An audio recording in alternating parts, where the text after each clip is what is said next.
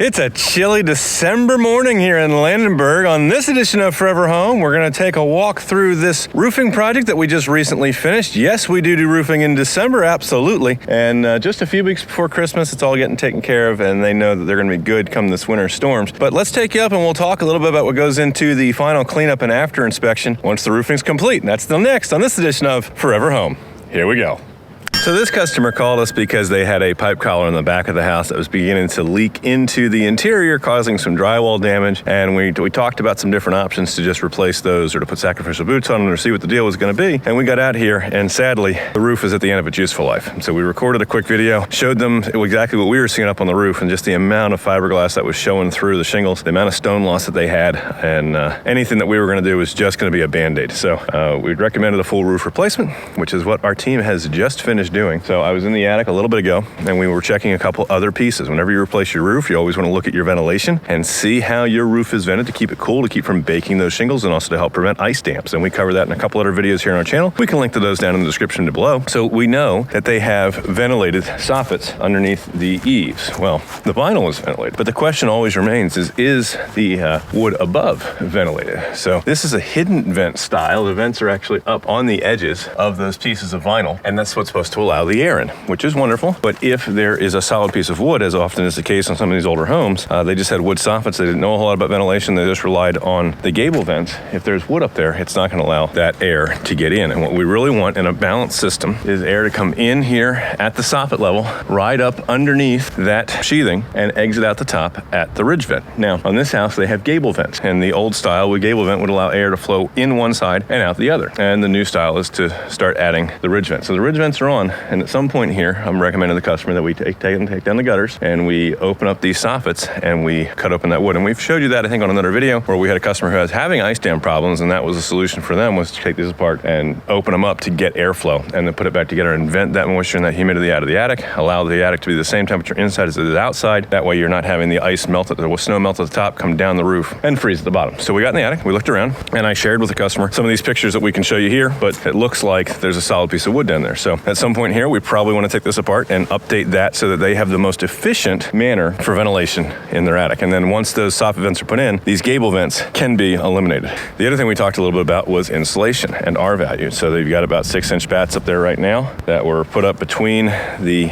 rafter bays as the drywall ceiling was being put up probably, and they could easily stand to add 6 more inches of insulation in here. That's great. That's easy. It's a simple. You can DIY this. You can go to Lowe's. You can buy the 48 by 24 12-inch thick bats, and you can spread them out in here. When my wife and I were doing our first starter house, we actually did a third per year. We bought a third one year and put those in. We bought another third of what we needed the second year and third year, and that really cut our cooling bills in the summertime, so we weren't getting that radiant heat coming down from the attic, baking into the second floor, and able to get the temperatures real consistent throughout the house, because we didn't have extra hot upstairs and the cool downstairs.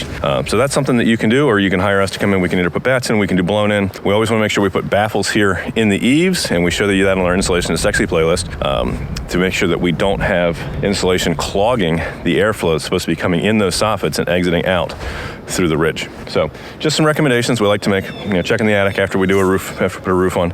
Sometimes these conversations take place on the front end because of the kind of urgency of this and the leaks they were having. It's a conversation we're taking place on the back end of this one. So now we're gonna get up on the roof. We're gonna do a couple things. We're gonna install the sacrificial boots. We're gonna double check some step flashing. We're gonna do some spot checks on my guys and make sure that they were putting in the 6 nails per shingle they were supposed to. And we've already kind of done the cleanup on this. I came the day after we were finished and ran my second magnetic nail pass. The guys do one, I do one. And I went behind them, picked up everything that needed to be picked up. The guys did a phenomenal job. Came out really, really nice. So let's get up and take care of the next couple things that have to happen on the roof. Here we go. All right, so up on the roof, we're looking for a couple of things when I come through and check up on our crews once everything is finished, when I'm doing my final inspection here. First thing I want to do, I want to look down the gutters. I want to make sure they got them relatively clean. All the nails are out of them. There's no staples left in there. That's going to come down your gutter, wind up in your yard later on. They're not going to be, empty clean. We're not hosing them out, but I want to make sure they cleaned them out, that we didn't leave any debris in there after we were done on the roofing side of things. I've seen roofs where pieces of shingle get left in there. They eventually wash down to where the drain and the outlet is, and then it clogged it up, and now your gutters are overflowing. So you really want to make sure that when your roofing crew is done, if you're hiring a roofer, ask them how they're going to clean the gutters, if they're going to clean the gutters when things are finished on the inside, to make sure there's nothing left in there. Second thing I'm looking for is I want to look across the roof, and I want to make sure that the guys are maintaining straight lines, that they've done a good job, it looks pretty, and that all of that part came out looking the way that it should, because it speaks to their level of professionalism and how they're doing things if things are nice and straight. So everything looks good front and back. Pretty happy with how this came out. When I do a ridge cap personally, it doesn't matter. The experts tell you it doesn't matter. But when I do a ridge cap, my preference is to start away from the wind and work towards the prevailing wind. So west is that way, and this way any wind that blows doesn't have the opportunity to lip up underneath that unless it's a northeaster coming from the other direction. But 90% of the wind for the year is going to go this direction. It's going to flow over the tops of those in that direction. So if I have the choice and how I'm doing a ridge vent, that's something I like to see. So you might ask your roofer about that. It's not mission critical. If you do it the other direction, it'll probably be just fine, but it's just one more way for me to help make sure that when I'm doing a roof, I know that, one less place for the wind to get underneath things. So that's something else that we're just checking and looking on. I tell my guys, look, if you get the choice, I really want you to run it starting away from the wind and working towards the wind, so that all that comes out good. So we'll get down and we'll check the lower roof here in a minute. But the last thing I want to do while we're up here is take a look at the pipe collars, because these are the most common point of failure on your roof. And there are, $100 collars that you can buy that are supposedly rated for 50 years. Do they last that long? I don't know. And when I'm 70 years old, I can answer that question for you. But one of the things that the guys did really nicely on this that I like is they took a piece of ice and water shield and they lapped that ice and water shield up and probably up here all around, just to help give some extra protection on that as it's coming down. So that's really good. I like seeing that. And then once the sun bakes on this, these will adhere down real nice. So I'll probably put a little goop on them just to help hold them. And then we're gonna put our sacrificial repair boots on them. I've showed you that in other videos. We're not gonna go into that here on this one. And then the last thing that I'm checking for is I just wanna do a spot check. And I wanna make sure that the guys were putting 6 nails per shingle, like we've told the customer we're gonna do to help prevent any kind of wind uplift happening in the future. Because the shingle manufacturers, most of them say the high wind rating nailing pattern is 6 nails per shingle, and that just gives you the extra hold down power. If you're in Florida, it's gonna be required. You have to use 6 nails per shingle. Well, up here it's optional, but I like to do it anyway. So before the sun gets on here and bakes this down, I'm just gonna lift this up and count through here, 1, 2, 3, 4, 5, and 6, and make sure that they were doing what we were contracted with the customer that we were gonna do. Double check all that. And that also may help with the shingle warranty with the manufacturer if there was ever kind of massive failure. In my career, I've never seen anyone successfully get money out of the roofing companies, but whatever. At least we're gonna try to do it in the way that they tell you that if you do it like this, X, Y, and Z, that we're gonna warranty it. So I got a couple of pipe collars to put on. We're gonna take care of that. 1, 2, 3. So we've got our sacrificial boots installed and a little bit of non-petroleum based goop underneath there to help make sure that they stay down and don't get blown over in the wind or whichever. So this is all taken care of. The other thing I talked about to the customer about while we were up in the attic was, let's look at where their bathroom exhaust is venting. I don't see it coming up through the roof, which is actually my preference. I don't like to see it come up through the roof. And I didn't see it coming out either one of the gable walls, the ends of the house. Sometimes you'll see a vent in that end wall of your house somewhere. That's a good thing. That's where I like to see them personally. And especially if we can have them on the not wind side, so the wind's blowing this direction. I want that vent on that side so you're not getting the pressure of the wind blowing into it. But if you do have it on that side, we do have a double flapper. And again, Insulation is Sexy playlist, we've got a detail on that. So I like to see it come out there. I checked in the attic and their bathroom exhaust vent is actually piped out to the soffit. And I can't get into to confirm that they actually cut it out so that it would vent to the outside, but I'm hoping that whoever the person was who put it in was conscientious enough that they did vent it to the outside. We didn't find any damage down here on this section of the roof, so that bodes well. That probably is at least venting into that soffit space to get out, but I would like to see it actually punch through as a vent, ideally, or even better, run it out to the gable end. Now, on this house, they've got the tile siding, so it's not as easy as with vinyl to kind of retrofit and run that out the side, but if and when they do the siding on the house, that would be one of the upgrades that I'm going to recommend. So when we attended the air vent seminar in Malvern a couple years back, and that video is in our roofing playlist here, they talked about these air vent branded ridge vent, shingle over ridge vent. So you get a hard plastic shell, got these baffles on the end, there's some weep holes here on the bottom. So any rain that gets in here can get out the weep holes. The baffle keeps the wind from driving that rain up and in and down. And not to say it's never happened, but it's very rare that you have any kind of leaks there that way. And usually it's minor enough, small enough, it dries on the insulation before it ever shows up on the drywall in the house. So the other thing that these baffles do is they create an area of low pressure as the wind blows across the top of this. It actually winds up sucking air out with it as it comes. Ventrelli effect, Vernelli effect, something like that. So as the wind's blowing over, not only do you have it exhausting out that side where it's being pulled, but it's also getting pulled out this side as well. And you actually increase the efficiency of your shingle over ridge vent when you have the hard plastic versions on here, as opposed to the Cobra vent, which is just a rollout, which is it's its event, but it doesn't have the added benefits of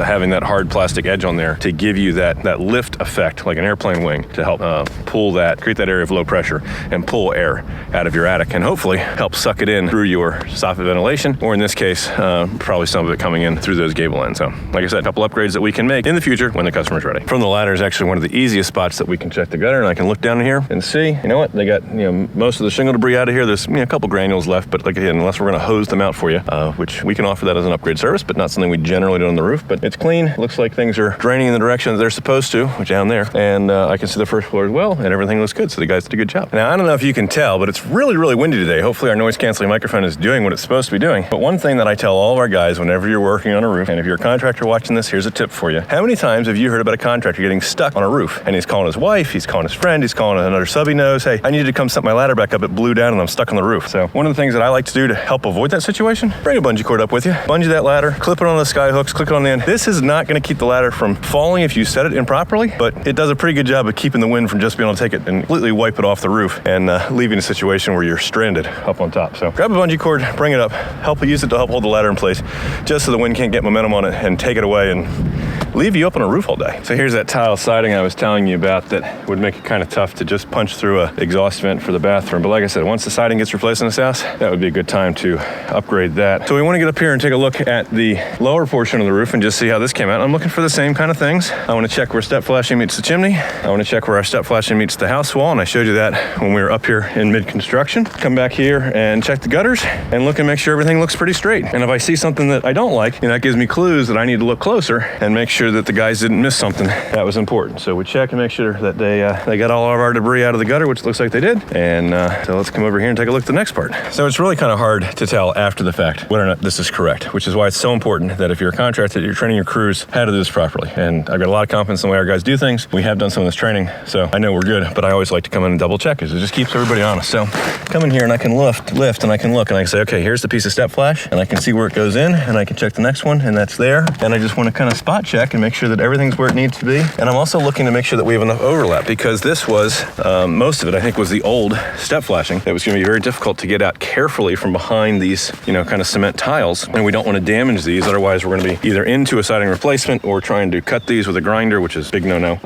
And then, trying to put in a piece of board and step flash like we did on that stucco video on the stucco playlist for that mystery leak that the guy was having. So I really don't want to get into that, especially with this product. And so we want to make sure that the new pieces of step flash are large enough to cover everything, that we don't have any gaps missing as this comes down. And the guys can work in a new piece or two, but it's really just more beneficial if we can work with what's there. So you're not trying to work around these nails to get pieces up and behind, and just so we just want to double check and make sure that it looks like they were very consistent, that they got everything correct. Because if you miss one piece of step flash, or it's spaced too far apart, or it gets lapped in the wrong order, water can run behind, and that's where you could have a leak. So this is sort of one of those mission critical parts when you're doing a job like this. Anywhere you have a roof to wall interface, is you want to make sure that you get that correct, and that all of those pieces are in place and in the correct sequence. Now what I can't tell is I can't tell that there's house wrap on this wall, and I can't tell that house wrap is down and over top of that step flashing. So any water that ever got behind this would be forced to the outside, but that wasn't our responsibility. That we weren't here for that part of the project. That was several decades ago. So we're going to make sure that we put it back at least as good as what we found it, and we're going to rely on the prior contractor, hopefully knowing what they were doing. They didn't have any leaks prior to us working on this at this location, so that tells me it's on us to make sure that we put the step flashing back together in the right sequence and make sure that there's no leaks when we're done. So you're a homeowner and you're watching this, you're saying, Drew, why is this important? Why do I need to know this stuff? I said, well, you're going to be interviewing a contractor for work on your home, perhaps a roofer, and you may want to ask themselves, just because they call themselves a roofer, do you trust that they're a roofer and that they know what they're doing? Or do you want to make sure by asking them some very specific and intelligent questions, explain to me, how do you step flash a chimney? Explain to me, how are you going to handle that roof to wall interface? And hopefully they're going to tell you some of the same things that I'm telling you on this video. And if they do, great, they might be a good contractor. Check the reviews, do some of the other things we show in our blog article. If 4 questions you want to ask before hiring a contractor, we can link that in the description below. But you want to ask some intelligent questions. If you ask the sales guy who comes out, how do you guys handle the roof to wall interface? How are you going to make sure that that's there? And how do you integrate that with the water resistant barrier coming down the siding? If he starts hemming and hawing and umming and owning, you might want to talk to a different contractor. That's what I'm saying. See, in my humble and accurate opinion, if it's not good enough anymore to just be, skilled in one trade. If you're a roofing guy, you better know something about siding and how those walls go together.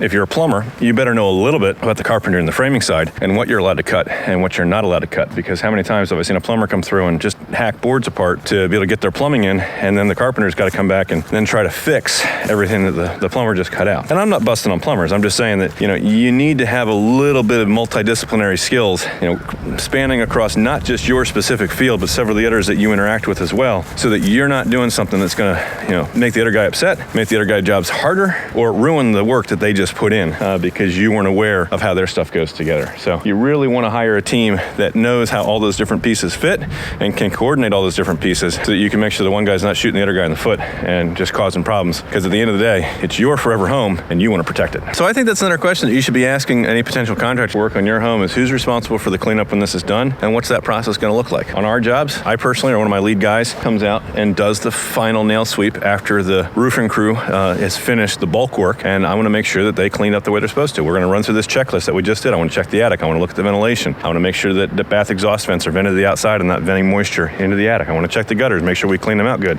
Make sure the roofing lines are nice and straight. Make sure we got 6 nails per shingle. I want to put those sacrificial boots on. And all those different nuances to make sure that this roof that you just invested a lot of money in is going to last for a good long time. And it's those simple things that they say, a crappy shingle installed correctly will last a lot longer than a really good shingle installed poorly. Here's another tip if you're a roofing contractor. Make sure when you guys are cleaning up at the end of the project that they not only check your customer's yard, but they also go over and they check the neighbor's yard. So today, wind's blowing 14, 15, 16 miles an hour.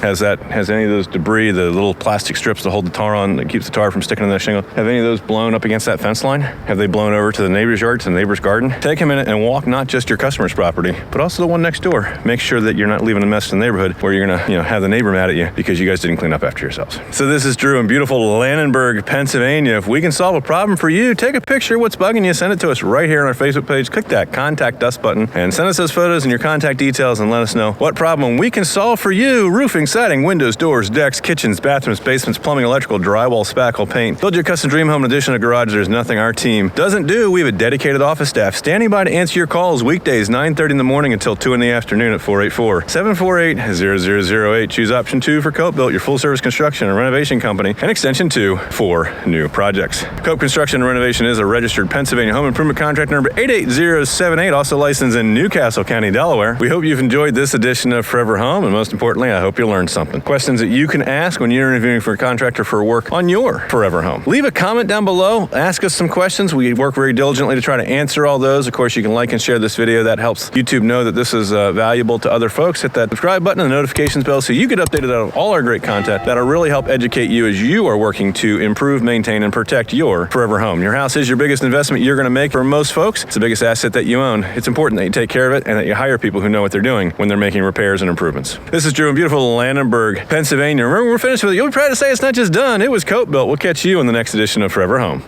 Bye for now.